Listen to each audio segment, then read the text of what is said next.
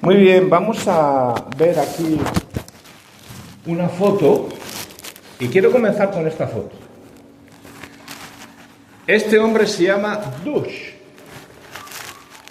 y Dush pertenecía a los Gémenes Rojos de Camboya. Yo no sé cuántos habéis oído la historia de Camboya. Duró 4 años el régimen de los Gémenes Rojos, del 75 al 79, con el dictador Pol Pot. Este hombre, o este régimen de varios hombres, acabó con la vida de casi de 2 millones de personas, más de un cuarto de la población del país, en 4 años. Era un sistema paranoico que veía enemigos en todos los sitios, en todas las aldeas y en todos los pueblos. Y cualquier indicio de disidencia, de ir contrario a lo que ellos enseñaban y a lo que ellos practicaban en sus políticas, los encarcelaban en la prisión de seguridad S21.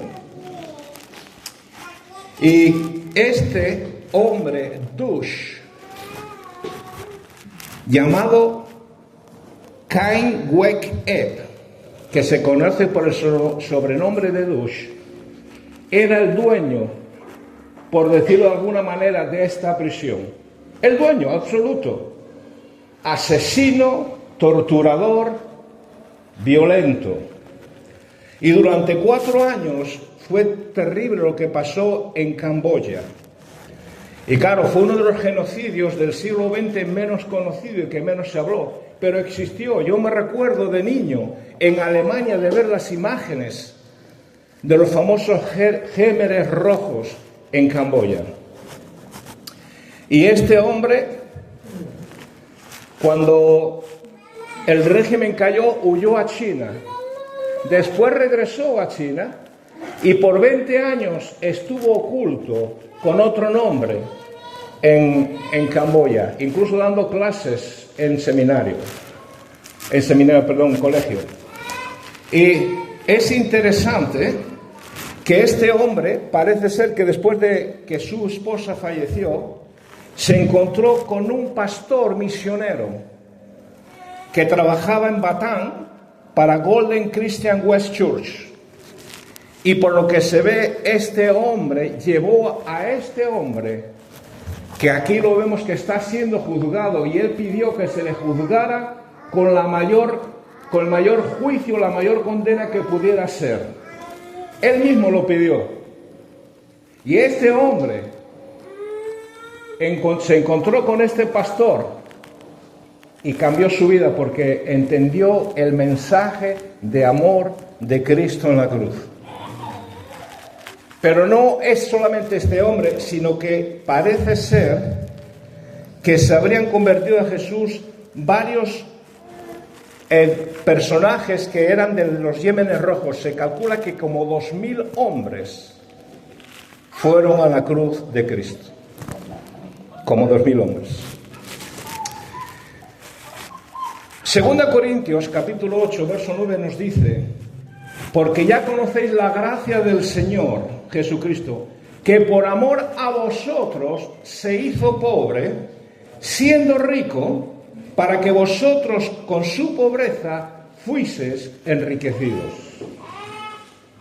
Jesús, que era rico, se humilló, se hizo pobre, para que nosotros fuésemos ricos en Cristo Jesús. Comprender que la cruz es más que un simple símbolo que identifica la fe cristiana, sino que fuese allí donde Jesús nos otorgó una serie de beneficios que ahora nosotros podemos tener. Tenemos que entender eso, que no es un símbolo, sino que aquí en la cruz de Cristo tú y yo fuimos enriquecidos con la salvación, con la redención, con un montón de riquezas para nuestras vidas. Y el conocer a Dios. Si tú no hubieras recibido a Jesucristo como tu salud personal y teniendo el Espíritu Santo, tú nunca, nadie, ni yo, ni nadie puede tener una comunión personal e íntima con Dios. Jamás. Jamás. Y esas son riquezas en la cruz de Cristo. Desde el momento mismo en que Jesús estaba muriendo en la cruz del Calvario, muchas personas no entendían el poder que había en ese sacrificio allí en la cruz, como nos leyó Carlos. Y Marcos lo dice también, Marcos 15, en los Evangelios. Si tú eres el Hijo de Dios, baja. No se puede, salvó a otros y a otros no se puede salvar. Estaba reconociendo que salvó e hizo milagros para otros, pero parece ser que él no se puede salvar allí en la cruz de Cristo. Le pusieron un título, el Rey de los Judíos. Era humillante para Dios mismo, allí colgado en la cruz por nuestros pecados, que le pusieran el Rey de los Judíos, con una corona de espinas. Es humillante para Dios, el que lo creó todo. Dice el Salmo que Dios creó los cielos y la tierra por la palabra de por el poder de su palabra. Él dijo y fue hecho. Y ese Dios, colgando en una cruz, medio desnudo, vejado, humillado, le pusieron el título, el Rey de los Judíos. Y la gente no entendía, no sabía el mensaje que estaba transmitiendo Dios con su sacrificio allí en la cruz, en la persona de su Hijo Jesucristo. No entendían, y hoy en día todavía es igual. Todavía. El otro día me dediqué 5 o 10 minutos a ver un programa de debate acerca de Cristo, la sábana de Turín, la sábana de aquí de la Catedral de Oviedo, que es un trozo de la sábana de Cristo, y empezaron a hablar científicamente que si era un maestro que esto.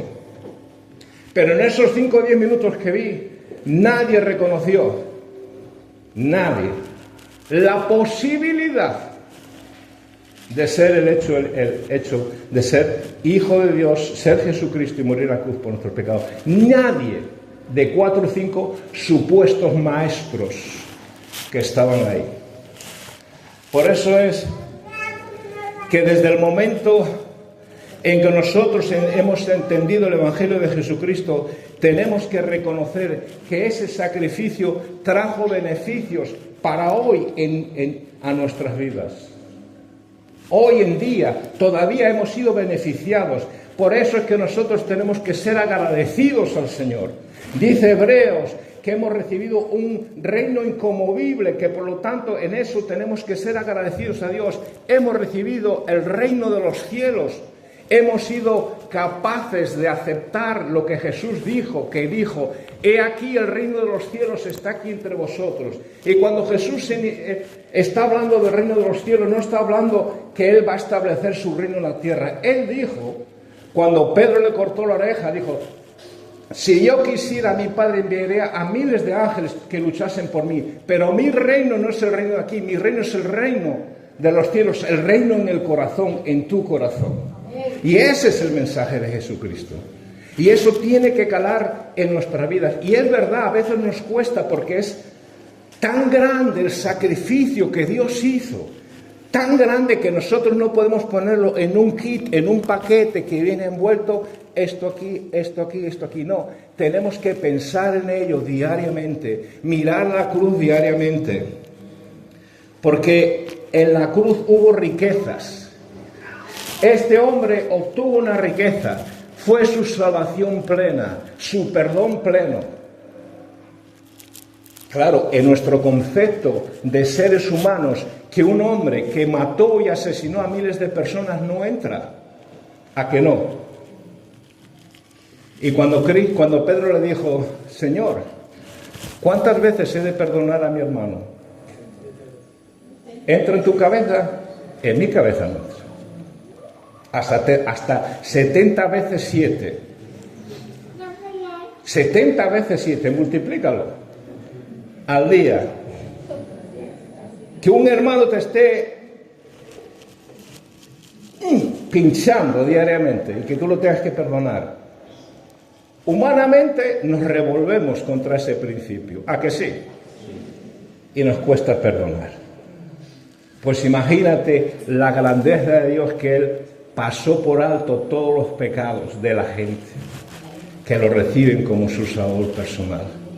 Imagínate, nosotros Vemos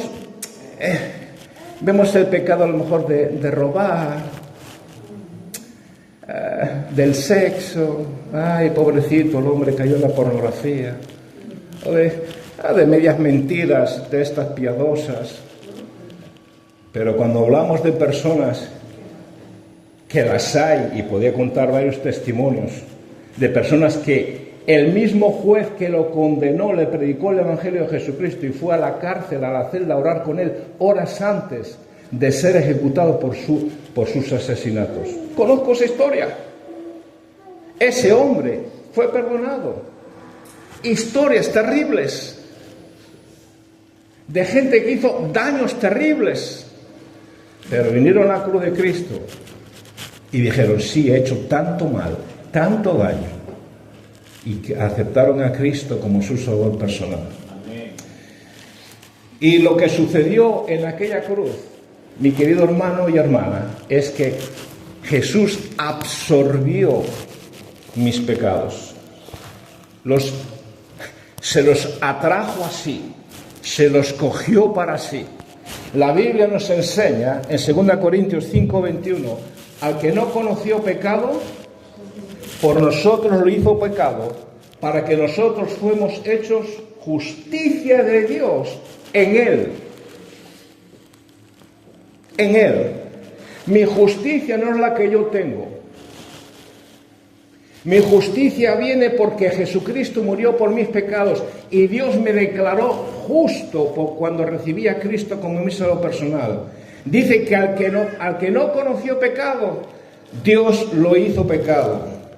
Pablo estaba hablando de la reconciliación de Dios con el hombre, no del hombre con Dios, sino de Dios con el hombre, porque todo esto lo planificó Dios desde la eternidad, desde el principio. Él sabía todo lo que iba a pasar, y yo sé que nuestra mente no lo entendemos. Dios no tiene tiempo. Entonces Dios, viendo todo lo que iba a pasar, la manera de recuperar la creación que Él quiso desde el principio, de tener comunión con el hombre y la mujer, era que cuando cayesen, morir en la cruz por nuestros pecados.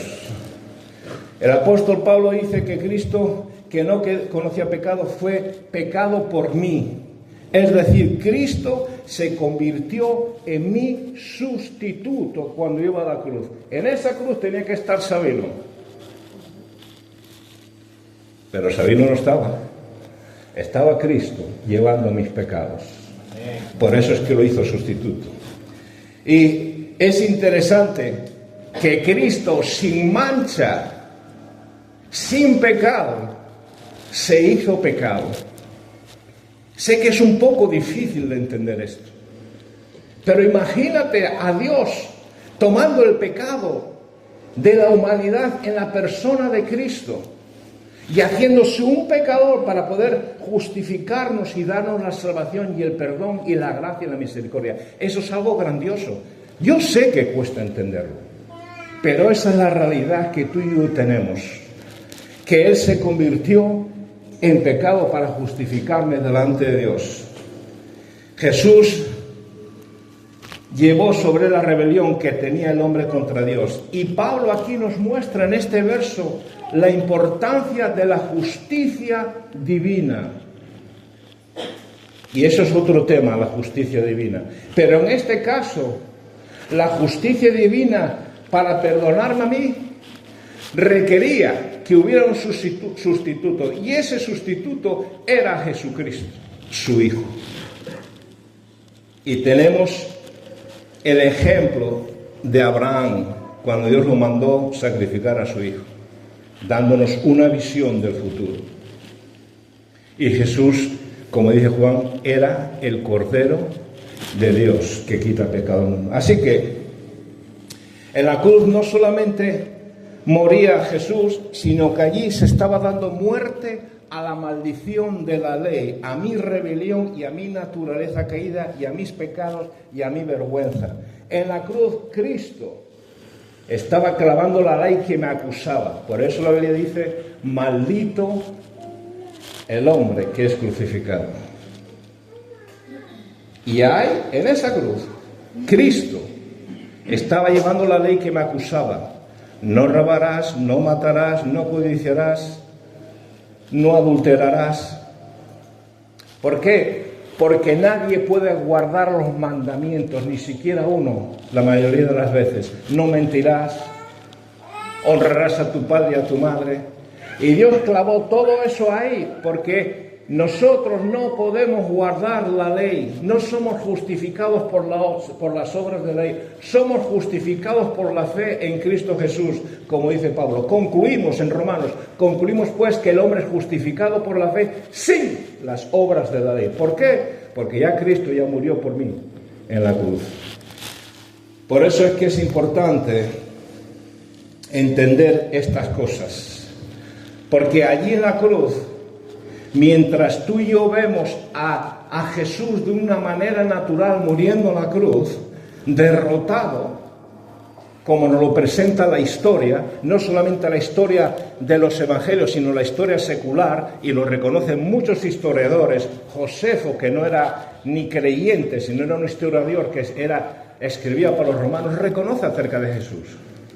Y allí, de una forma visible, física, Jesucristo era crucificado a los ojos del mundo. Por eso mucha gente se ría de él. Por eso mucha gente se ría de él y lo vejaban ahí en la cruz. Pero detrás del telón, detrás del telón que nadie estaba viendo, en el nivel espiritual, estaba ocurriendo una cosa muy grande. Y es que Jesús dice, Colosenses capítulo 2, verso 13-15, dice: y a vosotros, yo el primero, estando muertos en pecado y en la incircuncisión de vuestra carne, os dio vida juntamente con él, perdonándonos todos los pecados, anulando el acta de los decretos que había contra nosotros, que nos era contraria, quitándolo de en medio y clavándolo en la cruz, y despojando a los principados y a las potestades, los exhibió públicamente, triunfando sobre ellos en la cruz. En lo físico estaba pasando toda esta cosa, pero en la dinámica espiritual hay dos palabras importantes para ti y para mí. Y dice aquí Colosenses, anulando. Cristo estaba anulando, borrando o hacer algo nulo que estaba contrario para mí, y era una lista de cosas que marcaban mi vida en cuanto al pecado. Y dice que él anuló, lo borró. Y es entender esta palabra y es entender la maravillosa misericordia y gracias del Señor.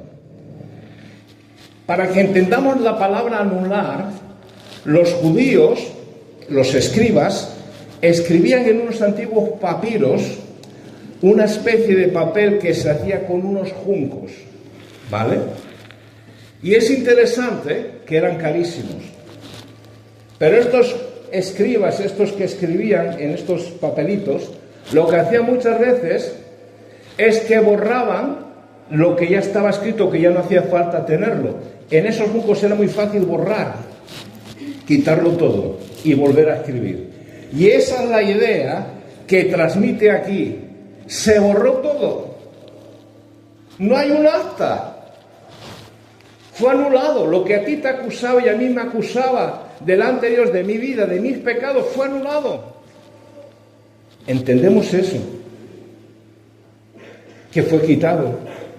Y dice otra cosa, que despojó a los principados. ¿Despojar qué es? Quitar. Los antiguos reyes, cuando conquistaban reinos, ¿sabes lo que hacían? Cuando conquistaban un reino con sus enemigos, cuando vencían a su enemigo, lo despojaban de todo. De todo. Mujer, hijos, riquezas, vestidos, palacios, todo. Se lo quitaban. Quedaban sin nada. Y lo que está diciendo es que Satanás,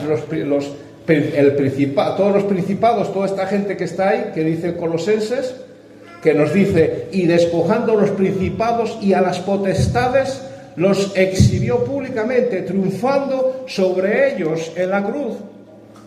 Es lo que estaba haciendo, exhibiendo la victoria total de Cristo, exhibiendo que Él anuló nuestros pecados y Él despojó a nuestros enemigos.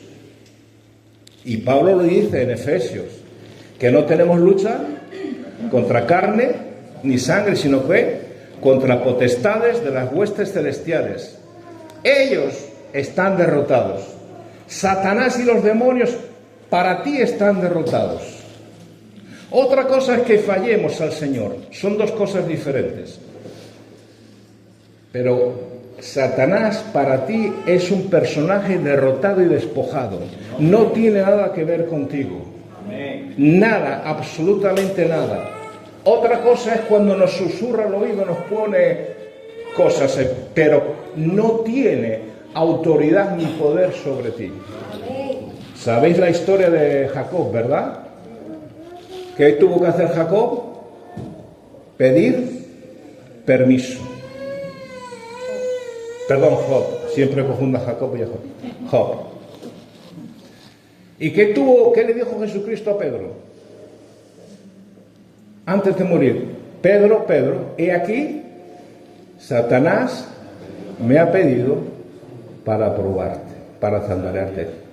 Pero Jesús le dice, Satanás me ha pedido. Quiere decir que no tiene el control absoluto. ¿Por qué? Porque fue despojado. Fue despojado. Sucedió en la cruz que físicamente Cristo estaba muriendo por mis pecados, se burlaron de Él, pero detrás del telón, el aspecto espiritual, lo que Cristo estaba haciendo era vencer a Satanás, vencer al pecado, vencer a la muerte y darte a ti la oportunidad de recibirlo como su Salvador y que el reino del Señor Jesucristo venga a tu corazón y tú tengas vida eterna por el perdón de tus pecados, por la gracia y la misericordia del Señor Jesucristo. Amén. Eso es lo que estaba pasando en la cruz.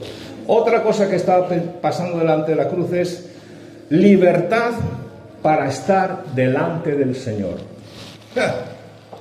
Piensa en esto. No hay expertos para estar delante del Señor. No hay los gurús para estar delante del Señor. El Señor Jesucristo abrió el camino para todos aquellos que confiaron en Cristo como Salvador personal. Dice que cuando Jesús estaba crucificado, Él hizo visible ante todos su exhibición de victoria. Y mientras Jesús estaba crucificado, Él estaba ganando la batalla sobre Satanás. Pero ¿qué estaba pasando también en el mundo espiritual? Que estaba impactando la vida espiritual que nosotros ni vemos. Jesús estaba cambiando una dinámica desde el comienzo de la historia del ser humano. Estaba cambiando una dinámica tan grande que solamente nosotros lo podemos entender, los que leemos la palabra y estamos delante del Señor. Y esa dinámica que Jesús cambió es que cualquier persona que reciba a Jesucristo como su Salvador personal tiene entrada a la presencia del Señor Jesús, a la presencia de Dios ante su trono. Piensa esto. Antes eran unos poquitos privilegiados cuando estaban con el templo y estaban con el lugar santo y el santísimo. Eran privilegiados. Pero ahora cualquier persona, un asesino, un mafioso, un traficante de drogas, una persona violenta que acepta a Cristo, imagínate, que acepta a Cristo como su persona, tiene el privilegio de poder entrar al lugar santo. No porque él se lo merezca, no porque él ha sido muy bueno, sino porque Jesucristo murió en la cruz por nuestros pecados.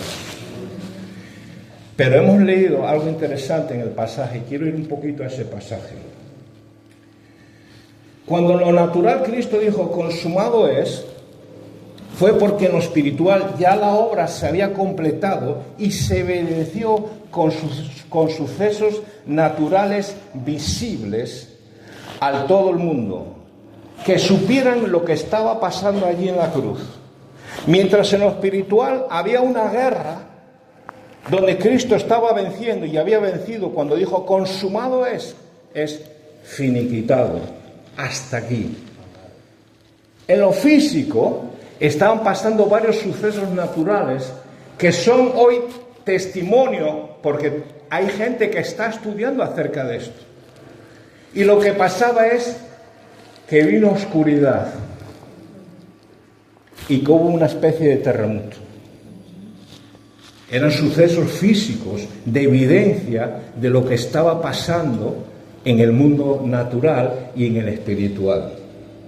Y probablemente esto ocurrió, Cristo probablemente fue crucificado de 9 a sobre las 3 de la tarde. Y a las 12, entre 12 y 3, es cuando vino la oscuridad en esos momentos. Y probablemente Amós, que era un profeta que profetizaba en el norte de Israel, que era contemporáneo con Isaías, él dijo lo siguiente. Amós 8:9 dice: acontecerá en aquel día, dice Jehová el Señor, que haré que se ponga el sol a mediodía y cubriré las tinieblas, la tierra en el día claro. Aparentemente parece que Amós estaba profetizando de eso, de que iba a haber tinieblas en ese tiempo. Y hay muchos textos que nos enseñan que hay una conexión entre la oscuridad y el juicio de Dios. En Éxodo, el más claro, que cuando Dios juzgó al faraón y a todo Egipto por medio de 10 plagas, antes de la muerte del primogénito, es decir, antes de la última plaga, Dios envió una densa oscuridad sobre la tierra de Egipto que duró 3 días. Éxodo 10:21.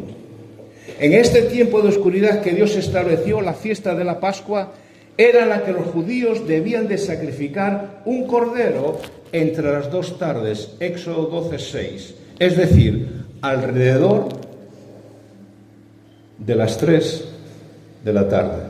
Tenían que sacrificar el cordero. El cordero era el sustituto a través del cual era preservada la vida de los primogénitos que habrían de morir esa noche. ¿Recordáis?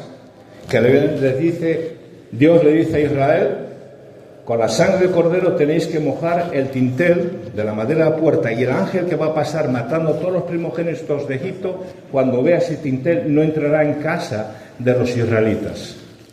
Y así fue como se salvaron. Dios cubrió toda la tierra con este manto de oscuridad para mostrarnos de una forma física lo que ocurría a nivel espiritual en esa cruz. El Evangelio de Marcos nos confirma que nuestro Señor Jesucristo expiró a la hora 9, es decir, alrededor de las 3 de la tarde, a la misma hora que era sacrificado el Cordero de la Pascua. Tenemos que entender que estamos hablando del horario judío. Y el Cordero de la Pascua, los israelitas lo tuvieron que sacrificar sobre las 3 de la tarde. A esa hora, más o menos, el Señor Jesucristo moría en la cruz.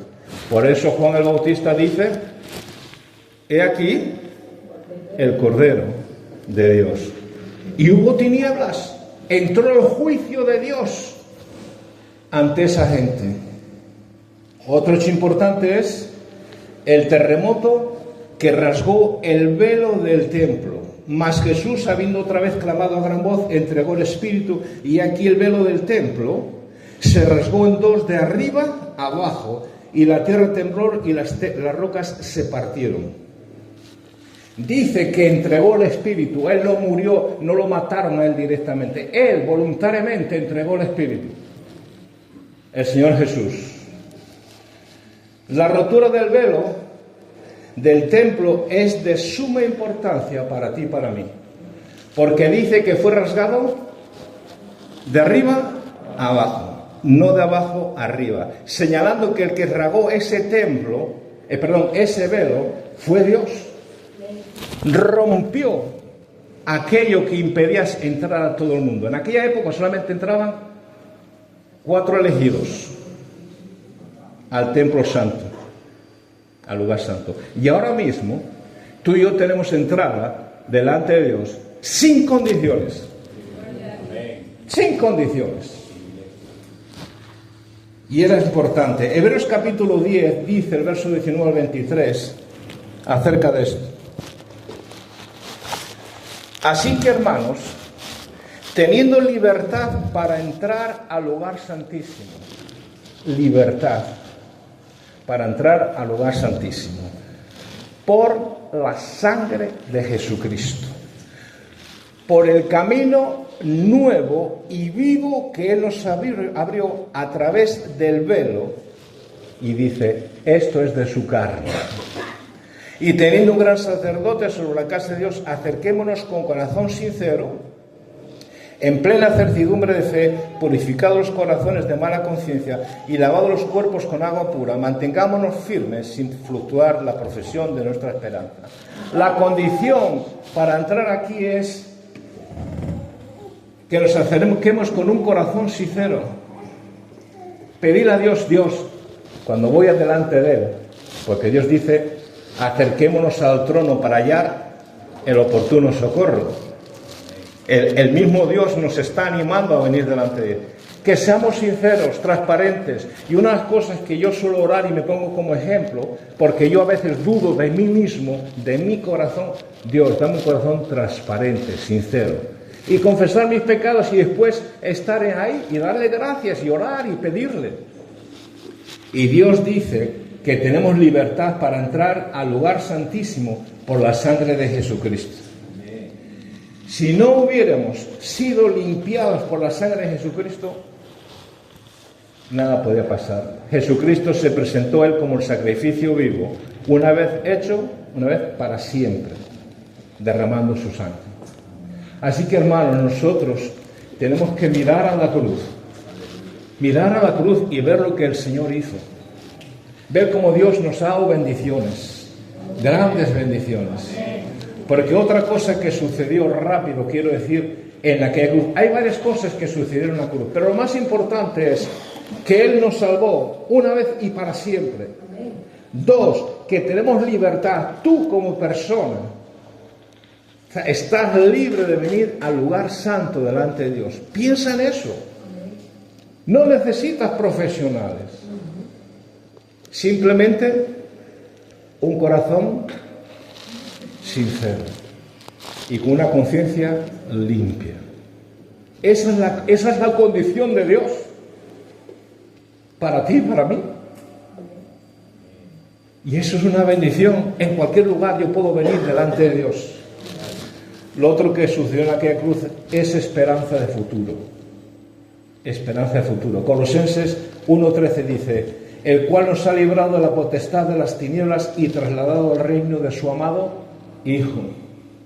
Hebreos 12:28, lo dije antes, así que recibiendo nosotros un reino inconmovible, tengamos gratitud y mediante ella sirvamos a Dios, agradándole con temor y reverencia. Hebreos 13:14, porque no tenemos aquí una ciudad permanente, sino que buscamos la que es por venir.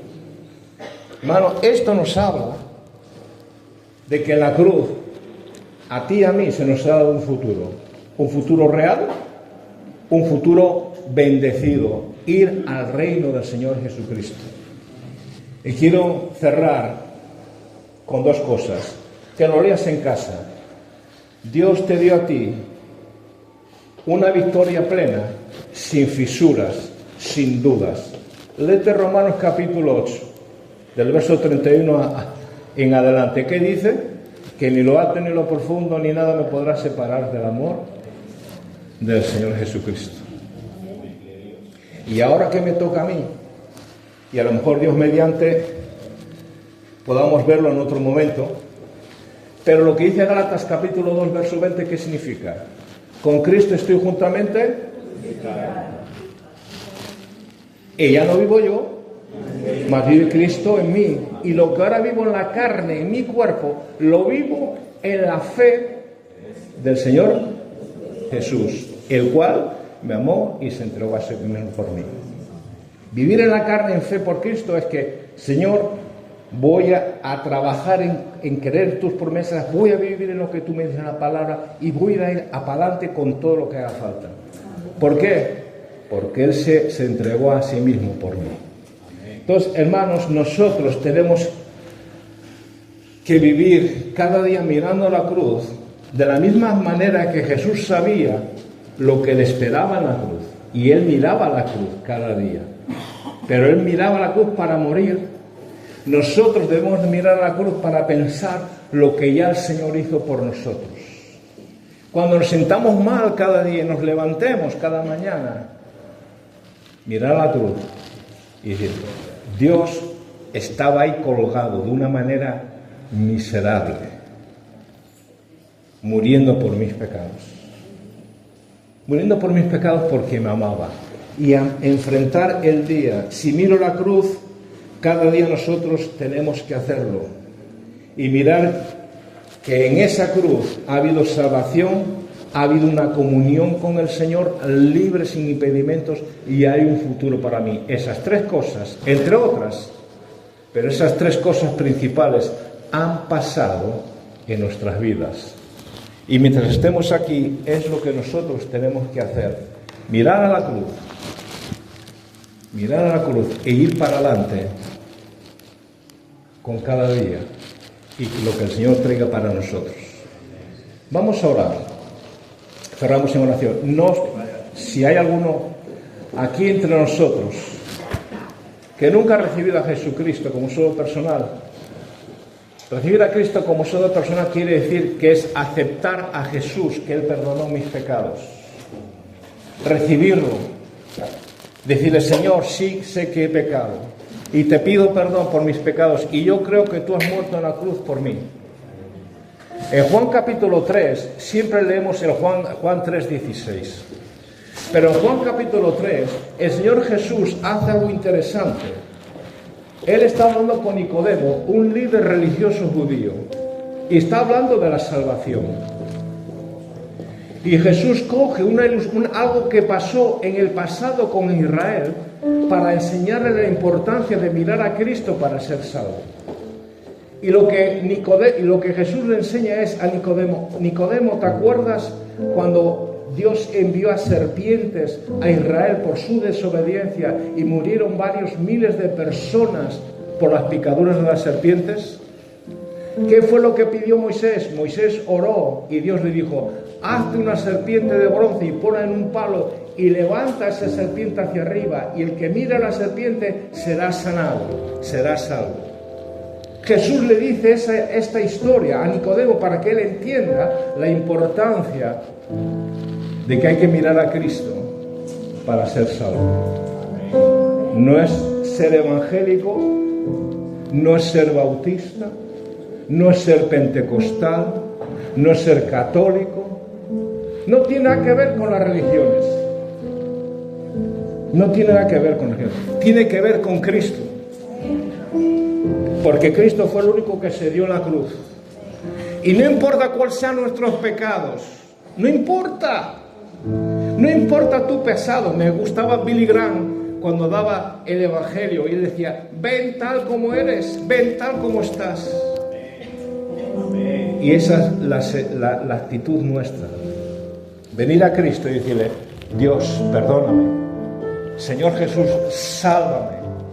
Te pido perdón por lo que soy, por mis pecados, no importa lo que tú seas. Yo recibo a Jesucristo como mi Salvador personal. Jesús dijo en Juan 6:47, de cierto os digo, el que cree en mí tiene vida eterna. Y el libro de los Hechos dice, en ninguno otro hay salvación, en ninguno. Y trata de una persona, de Jesucristo. Y cuando tú recibes a Cristo como tu Salvador personal, vienen muchas bendiciones por causa de la cruz de Cristo.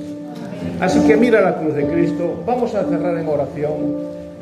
Después creo que hay una canción. Padre nuestro que estás en los cielos, te bendecimos por lo que tú eres en nuestras vidas. Si hay alguien aquí que necesita recibir a Cristo, para que él pueda creer hoy en Jesucristo como su Salvador personal. Y los que hemos creído ya, queremos rendirnos a lo que tú hiciste en la cruz, a clamar Gálatas 2:20, que estamos muertos con Cristo y que ahora vivimos en fe en Jesucristo, en sus promesas. Señor, guíanos, dirígenos en nuestras vidas. En el nombre de Jesucristo nuestro Señor. Amén y amén.